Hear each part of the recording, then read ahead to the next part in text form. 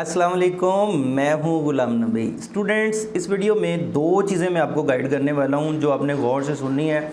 Number one ये कि आपने अगर अपनी एमडी कैट की रजिस्ट्रेशन करनी है पीएमडीसी के पोर्टल पर, तो उसको कैसे आप कंप्लीट करेंगे, उसको स्टेप बाय स्टेप मैं आपको गाइड करने वाला हूं।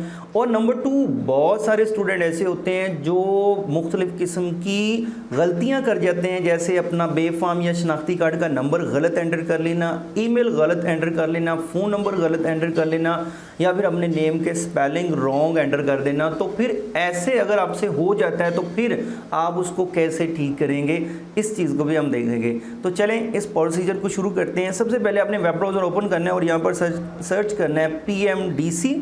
आप सर्च करेंगे पीएमडीसी और इसको सर्च करने के बाद आपके पास फर्स्ट वन लिंक जो आएगा आपने उसे ओपन कर लेना है। और ओपन कर लेने के बाद आपने नीचे स्क्रॉल करते हुए आपने यहाँ पर आ जाना है एमडी कैट रजिस्ट्रेशन। जैसे ही आप एमडी कैट रजिस्ट्रेशन के लिंक पर क्लिक करेंगे तो आपके सामने एक पेज ओपन होगा जहाँ पर आपसे पूछा जाएगा कि आपने लॉगिन करना है या रजिस्टर करना है। तो आपने चूंकि अपना अकाउंट क्रिएट करना है तो आप रजिस्टर पर क्लिक करेंगे।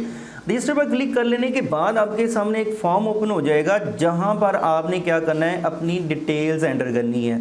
अब वहां पर अपनी जो अपनी डिटेल्स एंटर करनी है वो वन बाय वन मैं आपको बता रहा हूं, इसमें किसी भी किस्म की गलती नहीं होनी चाहिए। फर्स्ट वन जो फॉर्म के अंदर आपने चीज़ एंटर करनी होगी वो अपना नाम लिखना होगा। अब नाम में स्टूडेंट के क्या क्वेश्चन होते हैं, सर इसे अपर केस में लिखना है या लोअर केस में, तो आप अपर केस में लिख दें या लोअर केस में लिख दें, उसमें कोई प्रॉब्लम नहीं होगी। या फिर आप उसको हर वर्ड का जो पहला करैक्टर है नाम का उसे कैपिटल लिख दें। उसके बाद नंबर 2 पे जो आपने चीज़ एंटर करनी होगी वो आपके वालिद का नाम आपने लिखना होगा। अब वालिद के नेम के अंदर कुछ क्वेश्चन आते हैं। अब इसमें स्टूडेंट के कुछ क्वेश्चन आते हैं कि सर मेरे जो एजुकेशनल डॉक्यूमेंट्स हैं वहाँ पर फादर के नेम के स्पेलिंग कुछ और हैं और जो मेरा CNI से है वहाँ पर फादर के नेम के स्पेलिंग कुछ और हैं, तो कौन से हम एंटर करें। तो आपके जो एजुकेशनल डॉक्यूमेंट्स के ऊपर नाम लिखा हुआ है उसके जो स्पेलिंग्स हैं आपके फादर नेम के वही आपने वहाँ पर लिखने होंगे। उसके बाद नंबर 3 पे आपसे पूछा जाता है अपनी आइडेंटिफिकेशन आपने जो है वो एंटर करनी है। आइडेंटिफिकेशन मतलब आप CNIC या बे फॉर्म को सिलेक्ट करेंगे। जब CNIC या बे फॉर्म को सिलेक्ट करेंगे तो उसके बाद आपसे पूछा जाएगा कि आपने एंटर करना है अपना बे फॉर्म का नंबर या अपने CNIC का नंबर। अब यहाँ पर स्टूडेंट गलती करते हैं, वो कौन सी कि जब आप अपना CNIC या बे फॉर्म का नंबर एंटर कर रहे होते हैं तो तब वो डैशेज़ दरमियान में यूज़ कर लेते हैं, तो डैश को इस्तेमाल नहीं करना। अगर डैश को इस्तेमाल करेंगे तो लास्ट डिजिट जो है वो आपका एंटर नहीं हो सकेगा। ये मेजर मिस्टेक होती है स्टूडेंट की। जब आप CNIC या बे फॉर्म का नंबर एंटर कर चुके होंगे तो उसके बाद आपसे पूछी जाएगी इशू डेट। अब जब आपका CNIC होता है उसके ऊपर तो इशू डेट लिखी होती है, वो आप बड़ी आसानी से लिख लेंगे। लेकिन बे फॉर्म वाले क्या करेंगे, तो बे फॉर्म वाले स्टूडेंट बे फॉर्म के ऊपर डेट ऑफ इजरा लिखी होती है वो आपने जो है वहाँ से देखकर एंटर कर देनी है।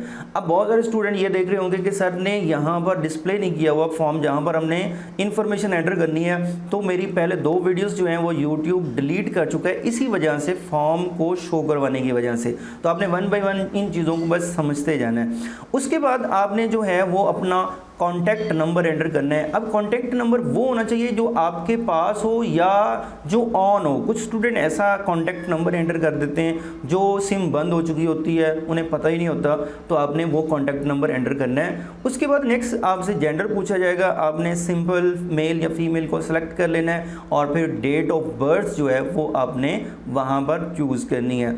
उसके बाद नेक्स्ट लास्ट वन जो चीज़ आती है वो ईमेल आता है। ईमेल आपने अगर आपका नहीं बना हुआ तो आपने जीमेल पर जाके अपना ईमेल अकाउंट जो है वो क्रिएट कर लेना है। अदरवाइज़ आप जो भी ईमेल अकाउंट एंटर कर रहे हैं वो पहले वेरीफाई कर लें कि वो ठीक है और उस ईमेल को एंटर करते हुए कोई स्पेलिंग मिस्टेक बिल्कुल एक्यूरेट होना चाहिए, क्योंकि इसी से आपने बाद में लॉगिन करना होता है और इसी पर ये आपको PMDC जो है वो ईमेल्स करता है। उसके बाद सिंपल आपने क्या करना है, अपना पासवर्ड चूज़ करना है जो आप लॉगिन के लिए यूज़ किया करेंगे और उसी पासवर्ड को कंफर्म करेंगे। और लास्ट वन आपसे एक क्वेश्चन पूछा जाएगा जो कोई मैथमेटिकल सा होगा, 2 नंबर्स को ऐड करके आपने उसको लिखना होगा।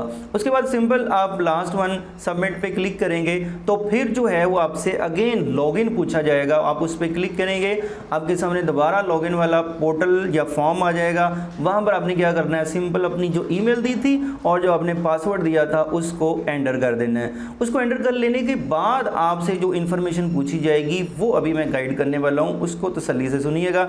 नंबर 1 आपने जो चीज़ एंटर करनी होगी वो सिटी ऑफ रेजिडेंस।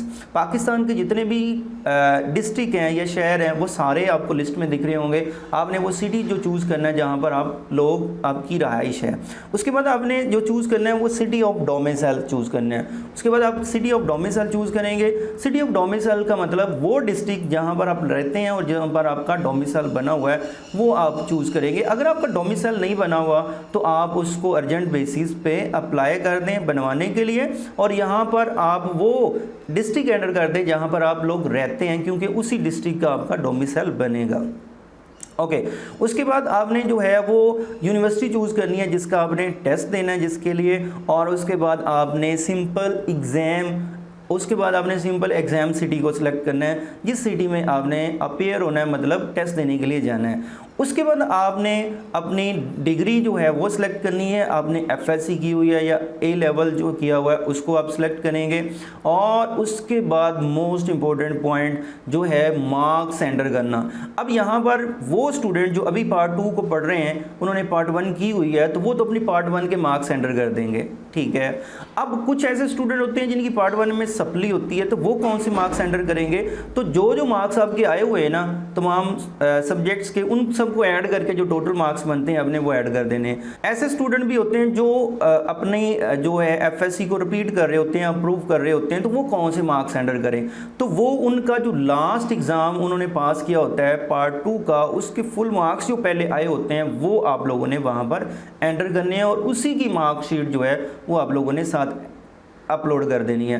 उसके बाद लास्ट वन आप जो है वो अपनी इमेज जो है पिक्चर जो है वो चूज़ करेंगे ब्लू बैकग्राउंड वाली, वो आपने अपलोड कर देनी है, और फिर सिंपल आपने सबमिट एप्लीकेशन पर क्लिक कर देना है। जैसे ही सबमिट एप्लीकेशन पर क्लिक करेंगे तो आपकी डिटेल दोबारा लिखी हुई आ जाएगी, और अब अगर आपने डिटेल एंटर करते हुए कोई गलती की है तो लेफ्ट साइड पर अपडेट प्रोफाइल का ऑप्शन आ रहा होता है, वहाँ पर आप क्लिक करके अपनी प्रोफाइल या अपनी एप्लीकेशन को एडिट कर सकते हैं। और उसके अलावा फिर आपके पास पे करने के 2 ऑप्शन होते हैं। टॉप पर आपको ऑप्शन मिल रहा होता है पे नाउ, उस पर आप जैसे ही क्लिक करेंगे तो आपके पास 2 ऑप्शन आपके सामने ओपन हो जाएंगे कि आप अपना चालान डाउनलोड कर सकते हैं या ऑनलाइन अपनी फ़ी जो है वो सबमिट कर सकते हैं। तो और आपकी फ़ी की जो अपडेट आती है पोर्टल के ऊपर पेड की वो तकरीबन 48 आवर्स के अंदर अंदर आपका शो हो जाता है। कुछ स्टूडेंट्स जो हैं वो फ़ी सबमिट करवाने के बाद क्वेश्चन पूछ रहे होते हैं कि सर मैंने फ़ी जमा करवा दी है लेकिन अभी अपडेट जो पेड का ऑप्शन नहीं आ रहा। तो ये एक कंप्लीट प्रोसीजर था।